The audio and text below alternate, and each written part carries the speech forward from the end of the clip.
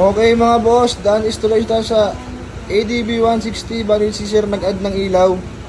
Bali dito rin po gawa yung setup ni sir na busina at saka mini drive. So ito po yung inating ilaw na SDO4 120 watts. Bagong ilaw po ng SOS.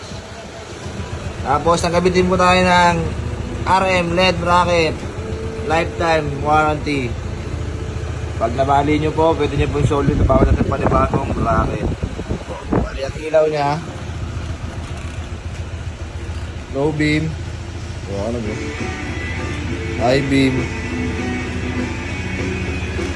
At ilagay switch ni sir. Yan. XCL 3-way switch. Bali yung passing ng ilaw ni sir na luma, natin kinonect sa bago. May lahat may ilaw. Low beam, passing, high beam, passing. Tayo Sarah.